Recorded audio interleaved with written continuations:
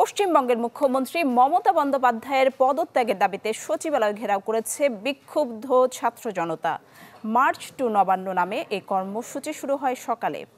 এ বিষয়ে আরও জানাতে পশ্চিমবঙ্গ থেকে আমাদের সাথে সরাসরি যুক্ত হচ্ছেন শুভজিৎ পুততুণ্ড। জানাচ্ছিলাম বিক্ষোভের খবর মার্চ টু নবান্ন। আসলে মার্চ টু নবান্ন বলতে আসলে কি বোঝাচ্ছে সেটিও জানতে চাই, আর বিক্ষোভের সবশেষ চিত্র দেখতে চাই আপনার মাধ্যমে। ফ্যালকন অ্যালুমিনিয়াম, নির্ভরতার প্রতীক।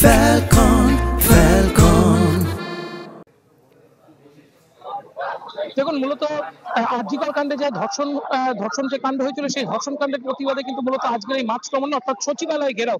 মুখ্যমন্ত্রী মমতা বন্দ্যোপাধ্যায় মূলত তার অফিস সচিবালয়, সেটা কিন্তু দ্বিতীয় হুগলি সেতু পার করে হাওড়া জেলায়, এবং হাওড়া জেলার প্রবেশ পথ কিন্তু একেবারে সরাসরি কলকাতার দিক থেকে যে হেস্টিংস এর মুখ, আমরা সেই হেস্টিংস এর মুখে এই মুহূর্তে রয়েছি। সেখানে কিন্তু মূল মিছিলের যে বেশ কিছু টুকরো, সেটা কিন্তু এখনো পর্যন্ত এসে পৌঁছেছে। এখান থেকে একেবারে দ্বিতীয় হুগলি সেতু শুরু হচ্ছে আমার ঠিক পিছনের অংশ থেকে, এবং এখানেই কিন্তু একেবারে বলতে পারেন ত্রিস্তরীয় নিরাপত্তা বলয়ের প্রথম সৃষ্টি করা হয়েছে। এরপরে কিন্তু 800 মিটার দূরে হেস্টিংস এর মুখে আরো একটি নিরাপত্তা বলয় সৃষ্টি করা হয়েছে, এবং তারপরে তো নবান্নকে পুরোপুরি দুর্গে পরিণত করা হয়েছে।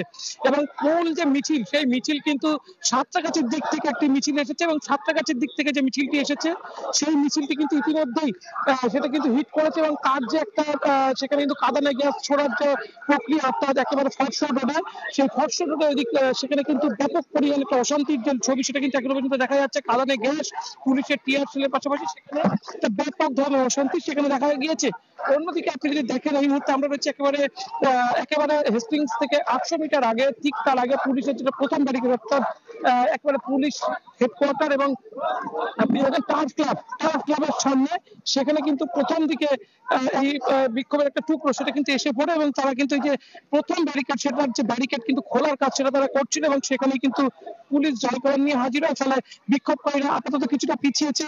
এখানে বিক্ষোভকারীরা সংখ্যা খুব বেশি নেই, তবে মূল যে মিছিলটা, অর্থাৎ বউবাজার একেবারে কলেজ স্ট্রিট থেকে যে মিছিলটা শুরু হচ্ছে, সেই মিছিলটি কিন্তু আসছে স্ট্যান্ড রোডের কাছাকাছি, অর্থাৎ প্রথম হিট করবে ঠিক এই ব্যারিকেডেই, এবং তার জন্য কিন্তু পুলিশের যে পর্যাপ্ত নিরাপত্তা ব্যবস্থা সেটা কিন্তু দেখা গিয়েছে। মূলত কলকাতাকে আজ সারাদিন একেবারে নিরাপত্তার ঘেরাটোপে ঘিরে ফেলা হয়েছে।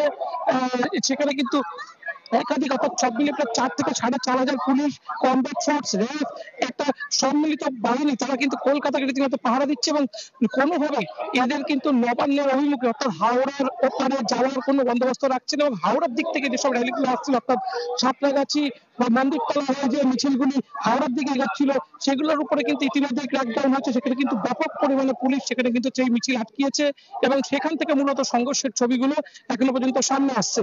সব মিলিয়ে পুলিশ কোনোভাবে বিক্ষোভকারীদের সামনে অগ্রসর হতে না দেওয়ার জন্য সব ধরনের বন্দোবস্ত নিচ্ছে। যদিও এই মিছিল, যেহেতু পলিটিক্যাল যে বামপন্থীরা এই মিছিলের উপর থেকে সমর্থন তুলে নিয়েছে, বিজেপি দ্বিধাবিভক্ত রয়েছে মিছিলের ক্ষেত্রে, সেক্ষেত্রে মিছিলের যে জনজোয়ার সেটা কিন্তু অধিকাংশই কম। তবে এখনো পর্যন্ত মিছিলের মূল অংশে এসে পৌঁছায়নি একেবারে স্ট্যান্ড রোডের কাছাকাছি। ফলে মূল কি হতে চলেছে, অর্থাৎ কিছুক্ষণ পরে মিছিলের মূল অংশে এসে পৌঁছালে এই অংশে ঠিক কতটা উত্তপ্ত হতে পারে সেটা কিন্তু বোঝা যেতে পারে আর কিছুক্ষণ পরে। অনেক ধন্যবাদ শুভজিৎ পুততুণ্ড। নিশ্চয় পরবর্তীতে আরো বিস্তারিত খবর জানতে পারবো। দর্শক, পশ্চিমবঙ্গ থেকে আমাদের সাথে যুক্ত হয়েছিলেন শুভজিৎ পুততুণ্ড।